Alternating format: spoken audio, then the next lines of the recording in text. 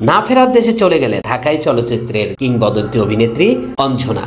বনানীর কবরস্থানে চিরনিদ্রায় সমাহিত চিত্রনায়িকা অঞ্জনা শুক্রবার দিবাগত রাতে শেখ মুজিব মেডিকেল বিশ্ববিদ্যালয় হাসপাতালে চিকিৎসাধীন অবস্থায় মারা যান তিনি।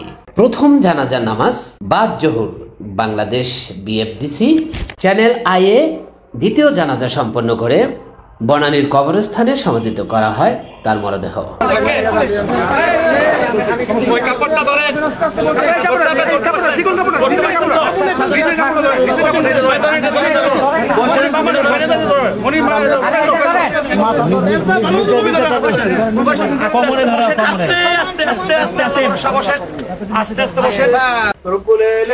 আপনার বান্দি অঞ্জনা সুলতানা দুনিয়ার মায়া ত্যাগ করে আপনার ডাকে সারা দিয়ে অন্ধকার কবর এখানে শহীদ অবস্থায় আছে।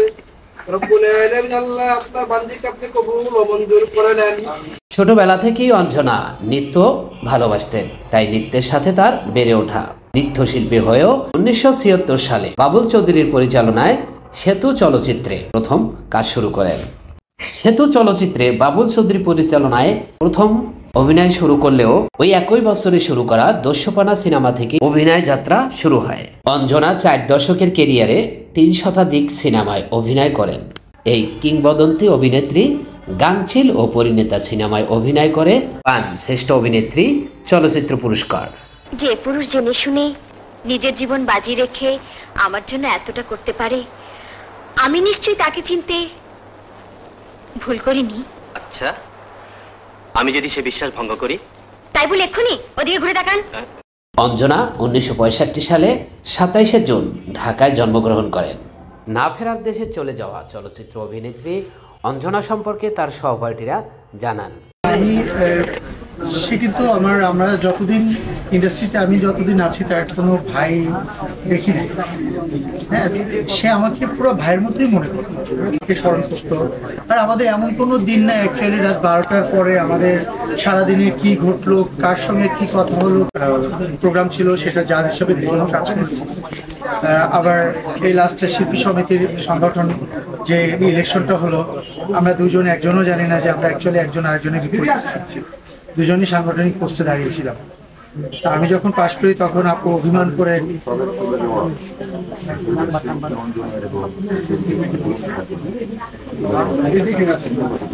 শূন্যটা তো অনেক বেশি, বিকজ তার কোনো এনিমি ছিল না। তার কাছ থেকে একটা জিনিস শিখতে পেরেছি আমরা, যারা তার সঙ্গে ওতপ্রোতভাবে, বিশেষ করে ইয়াং জেনারেশনের সমস্ত হিরো হিরোইনই কিন্তু তাকে অনেক ভালোবাসে। কালকে রাত 3টা-4টা পর্যন্ত তো আমাদের অনেক ইয়াং হিরো হিরোইন সহকারে আমরা সবাই ওখানে স্পটে ছিলাম। আমরা হসপিটালে সবাই ওনাকে এত বেশি ভালোবাসে। আর যখন আপনার অপরিচিত একজন লোক প্রথম দিন আপনার সঙ্গে কথা হবে, আপনি কোনোভাবেই ফিল করতে পারবেন না আজকে ফার্স্ট তার সঙ্গে কথা হচ্ছে। মানে সে কারোর সঙ্গে কথা বললো ওটা মানে মন দিয়ে কথা বলতো, দিল দিয়ে, ওপেন ডায়েরি সে আমাদের কাছে। বিষয়টা এরকম। আর আমাদের তো শেখার জন্য মানুষ, যে আমি অ্যাক্টিংই একজনের কাছ থেকে শিখতে হবে, অ্যাক্টিং ছাড়া অনেক কিছু আছে শেখার। সেই শেখার মানুষগুলো আস্তে আস্তে চলে যাচ্ছে আমাদের লাইফ থেকে।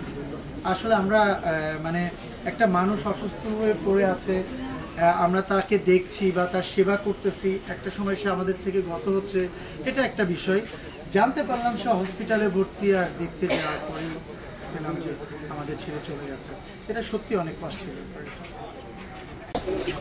সেদিন কাজের মাধ্যমে যেমন আমাকে আপন করে নিয়েছেন, আমাকে বুঝতে দেননি আমি মিষ্টি তার সাথে আছে, প্রথম ছবিতে কাজ করছি, তেমনি আমাদের আশেপাশে সবার সাথে এমনভাবে মিশেছেন, অন্তর দিয়ে উনি সবার সাথে আনন্দ করতেন, সবাইকে আপন করে নিতেন। এই আপনের মধ্যেই উনি আজীবন আমাদের আপন জন্য থাকবেন। দুজনেই থাকবেন, আপনি আমাদের হয়ে থাকবেন, আমাদের মাঝে থাকবেন।